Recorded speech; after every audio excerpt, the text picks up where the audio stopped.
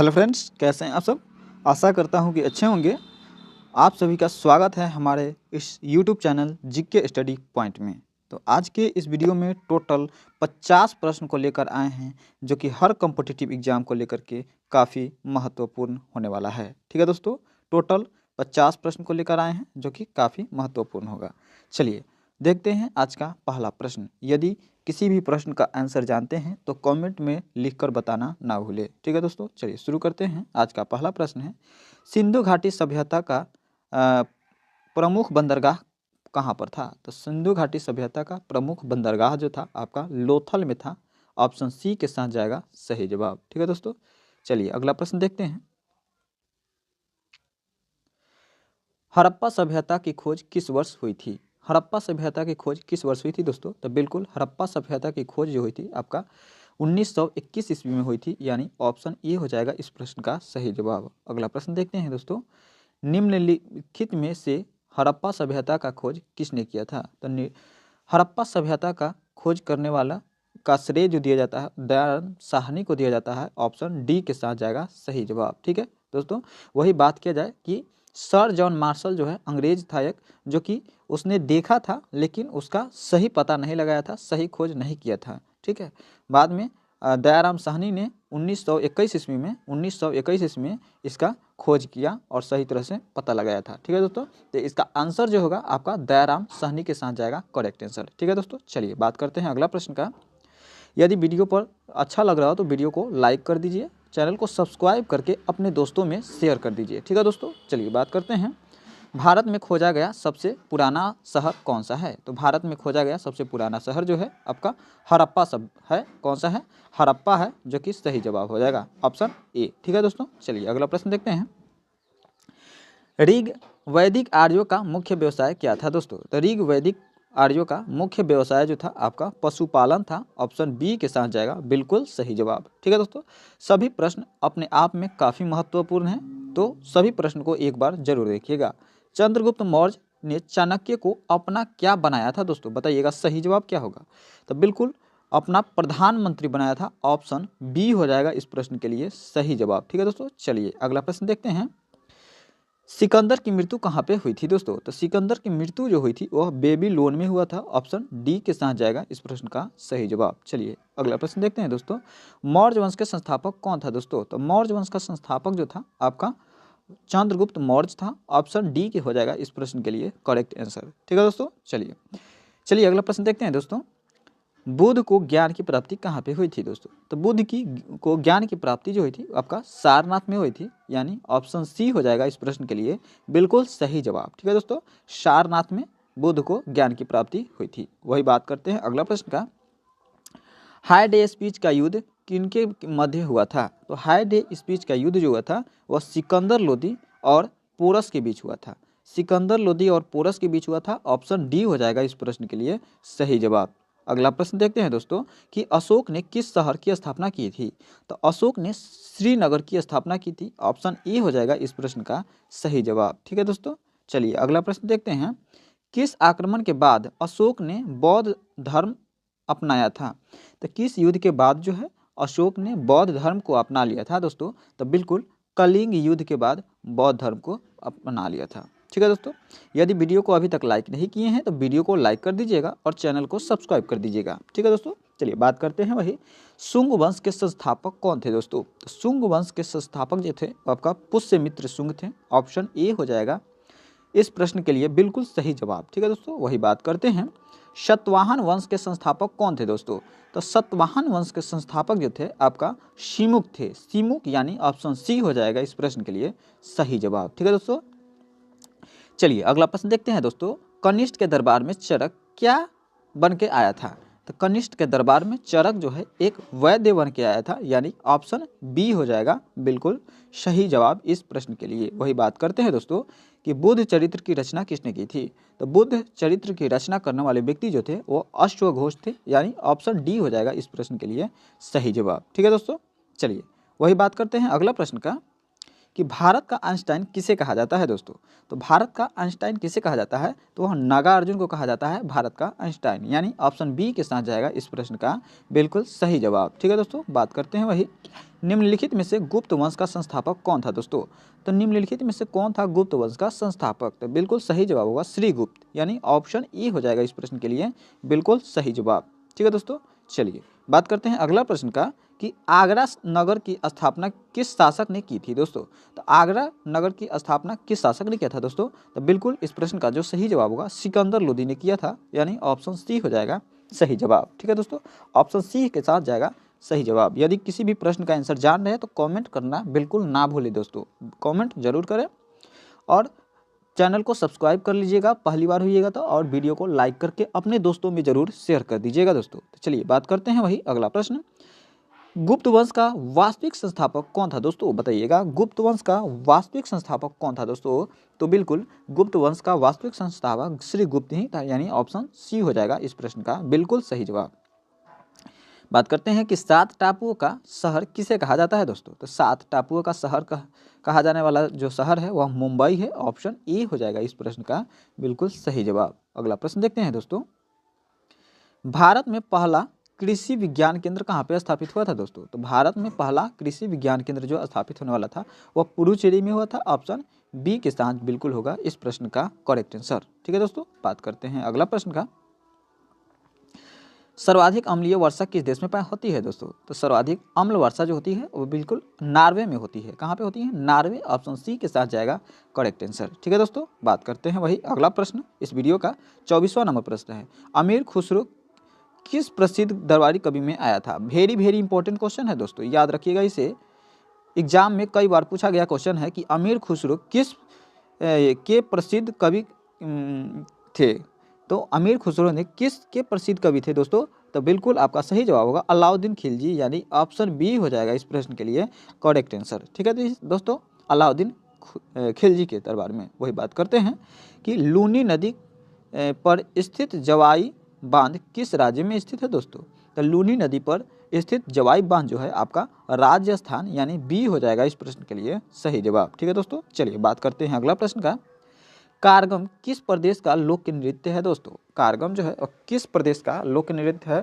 तो बिल्कुल कारगम जो है आपका तमिलनाडु का लोक नृत्य है, ऑप्शन बी हो जाएगा इस प्रश्न के लिए बिल्कुल सही जवाब। ठीक है दोस्तों, चलिए वही बात करते हैं अगला प्रश्न का, और प्रश्न नंबर 27 है, भारतीय जागृति का जनक किसे कहा जाता है दोस्तों।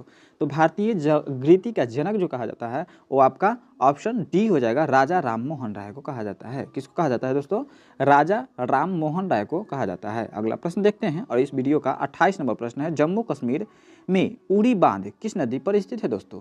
तो जम्मू कश्मीर में उड़ी बांध जो है आपका ब्यास नदी पर, झेलम नदी पर है, झेलम नदी, यानी ऑप्शन डी हो जाएगा इस प्रश्न के लिए बिल्कुल करेक्ट आंसर। ठीक है दोस्तों, चलिए वही बात करते हैं अगला प्रश्न का, सुंदरवन राष्ट्रीय उद्यान किस राज्य में स्थित है दोस्तों। सुंदरवन राष्ट्रीय उद्यान जो है वह किस राज्य में है दोस्तों, बिल्कुल सही जवाब आपका हो जाएगा राष्ट्रीय सुंदरवन राष्ट्रीय उद्यान जो है आपका बिल्कुल उत्तर प्रदेश, यानी यूपी में है। कहाँ पे है, उत्तर प्रदेश में है, यानी यूपी में है, बिल्कुल सही जवाब। बताइएगा दोस्तों कि नवाबों का शहर किसे कहा जाता है। नवाबों का शहर किसे कहा जाता है, आप कमेंट के माध्यम से इसका आंसर जरूर बताइएगा। ठीक है दोस्तों, कि नवाबों का शहर किसे कहा जाता है। अगला प्रश्न देखते हैं दोस्तों, निम्नलिखित में से किस शहर से होकर त्रेतावती नदी बहती है। निम्नलिखित में किस शहर से होकर त्रेतावती नदी का वाहन होता है। तो बिल्कुल आपका मंगलुरु शहर से होकर गुजरता है, ऑप्शन बी हो जाएगा इस प्रश्न के लिए बिल्कुल सही जवाब। बात करते हैं अगला प्रश्न, निम्नलिखित में से कौन सा स्थान जैन धर्म से संबंधित है दोस्तों। तो निम्नलिखित में जो है रत्नगिरी, कौन सा है, रत्नगिरी, डी नंबर ऑप्शन हो जाएगा इस प्रश्न के लिए सही जवाब। बात करते हैं वही बात करते हैं कि आधुनिक युग की मीरा के नाम से जाना जाता है दोस्तों। किसे जाना जाता है, आधुनिक युग के मीरा के नाम से। तो बिल्कुल इस प्रश्न का भी सही जवाब होगा ऑप्शन सी, यानी महादेवी वर्मा के। किसको, महादेवी वर्मा, ऑप्शन सी हो जाएगा सही जवाब। वही बात करते हैं इस प्रश्न का 33 नंबर प्रश्न, निम्नलिखित में से कौन सी विद्युत धारा का इकाई है। VVI प्रश्न है, इसे याद रखिएगा दोस्तों। ठीक है। तो एम्पियर को कहते हैं क्या, विद्युत धारा का इकाई, यानी ऑप्शन ए हो जाएगा इस प्रश्न के लिए बिल्कुल सही जवाब। इनमें से कौन सी नदी है जो दक्षिण भारत के गंगा कही जाती है दोस्तों? तो दक्षिण भारत के गंगा कहे जाने वाली नदी जो है आपका गोदावरी है। गोदावरी नदी को दक्षिण भारत के गंगा कहते हैं दोस्तों। ठीक है दोस्तों, चलिए अगला प्रश्न देखते हैं। भारत में पहले राष्ट्रपति कौन थे दोस्तों? तो भारत का प्रथम राष्ट्रपति जो थे आपका doctor Rajendra Prasad, option B हो जाएगा इस प्रश्न का सही जवाब। ठीक है दोस्तों, डॉक्टर राजेंद्र प्रसाद थे। वही बताइएगा दोस्तों कि भारत का प्रथम प्रधानमंत्री कौन थे? कमेंट के माध्यम से आप हमें बताने का प्रयास कीजिएगा। ठीक है दोस्तों, चलिए बात करते हैं अगला प्रश्न का। वायुमंडल दाब मापने का पैमाना क्या कहलाता है दोस्तों? तो वायुमंडलीय दाब मापने का पैमाना जो कहलाता है वो आपका बैरोमीटर, ऑप्शन ए हो जाएगा इस प्रश्न के लिए बिल्कुल सही जवाब। बात करते हैं अगला प्रश्न। गुरुत्वाकर्षण की खोज किसने किया था दोस्तों? गुरुत्वाकर्षण का खोज करने वाले कौन से व्यक्ति थे? तो बिल्कुल न्यूटन थे। न्यूटन गुरुत्वाकर्षण का खोज किए थे, यानी ऑप्शन ए हो जाएगा इस प्रश्न का सही जवाब। ठीक है दोस्तों, बात करते हैं अगला नंबर। मसालों का बगीचा किस राज्य को कहा जाता है दोस्तों? तो मसालों का बगीचा जो कहा जाने वाला राज्य है आपका केरल है। केरल यानी ऑप्शन बी हो जाएगा इस प्रश्न के लिए बिल्कुल सही जवाब। ठीक है दोस्तों, अभी तक वीडियो को लाइक नहीं किए हैं तो वीडियो को लाइक करके चैनल को सब्सक्राइब कर लीजिएगा, दोस्तों में अपने शेयर कर दीजिएगा। बात करते हैं बिहार बंगाल से अलग कब हुआ था दोस्तों? तो बिहार और बंगाल का विभाजन जो हुआ था आपका कब हुआ था दोस्तों? तो 1912 ईस्वी में हुआ था, यानी ऑप्शन बी हो जाएगा इस प्रश्न के लिए बिल्कुल सही जवाब। ठीक है दोस्तों, चलिए बात करते हैं अगला प्रश्न है। हीराकुंड विद्युत परियोजना किस नदी पर स्थित है दोस्तों? तो हीराकुंड विद्युत परियोजना जो है आपका किस नदी पर है? तो महानदी पर है स्थित, यानी ऑप्शन सी के साथ जाएगा बिल्कुल सही जवाब। ठीक है दोस्तों, वही बात करते हैं कि अमीबा में कुल कितने शैवाल होते हैं दोस्तों? शैवाल यानी कोशिका। ठीक है दोस्तों, तो बिल्कुल अमीबा में टोटल 1 होते हैं कोशिका। ठीक है, यानी ऑप्शन ए हो जाएगा इस प्रश्न के लिए बिल्कुल सही जवाब। ठीक है दोस्तों, चलिए बात करते हैं अगला 42 नंबर प्रश्न का कि फिरोज शाह कोटला क्रिकेट स्टेडियम कहाँ पे स्थित है दोस्तों? तो फिरोज शाह कोटला स्टेडियम जो है कहाँ पे स्थित है? तो बिल्कुल नई दिल्ली में है, ऑप्शन बी हो जाएगा सही जवाब। ठीक है दोस्तों, चलिए अगला प्रश्न देखते हैं। विश्व का सबसे बड़ा द्वीप कौन सा है दोस्तों? तो विश्व का सबसे बड़ा द्वीप जो है वह ग्रीनलैंड है, ऑप्शन ए के साथ जाएगा बिल्कुल सही जवाब। ठीक है दोस्तों, वही बात करते हैं अगला प्रश्न का कि नागालैंड की मुख्य भाषा कौन सा है दोस्तों? तो नागालैंड की मुख्य भाषा कौन सा है दोस्तों? तो बिल्कुल अंग्रेजी है, यानी ऑप्शन डी हो जाएगा इस प्रश्न के लिए सही जवाब। आप कमेंट में बताइएगा कि बिहार का मुख्य भाषा कौन सा है दोस्तों? बिहार का मुख्य भाषा कौन सा है दोस्तों, बताइएगा। चलिए अगला प्रश्न देखते हैं कि कौन सा राज्य भारत के सबसे पूर्वी भाग में स्थित है दोस्तों? तो भारत के कौन सा राज्य है जो कि सबसे पूर्वी में स्थित है? तो बिल्कुल अरुणाचल प्रदेश जो है इसमें कि सबसे पूर्वी में स्थित है। ठीक है दोस्तों, चलिए बात करते हैं।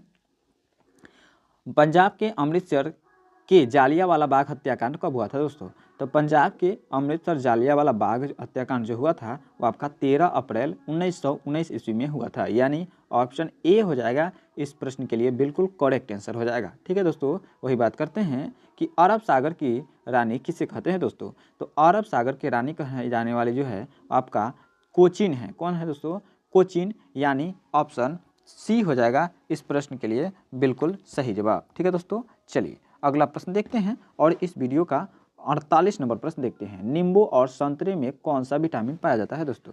तो नींबू और संतरे में पाया जाने वाला विटामिन कौन सा हो जाएगा दोस्तों? तो बिल्कुल नींबू और संतरा में पाया जाने वाला विटामिन जो हो जाएगा ऑप्शन सी होगा, यानी ऑप्शन सी यानी ए हो जाएगा इस प्रश्न के लिए सही जवाब। ठीक है, ऑप्शन ए हो जाएगा, विटामिन सी पाया जाता है। ठीक है दोस्तों, चलिए बात करते हैं वही अगला प्रश्न का कि नंदा देवी पर्वत चोटी किस राज्य में स्थित है दोस्तों?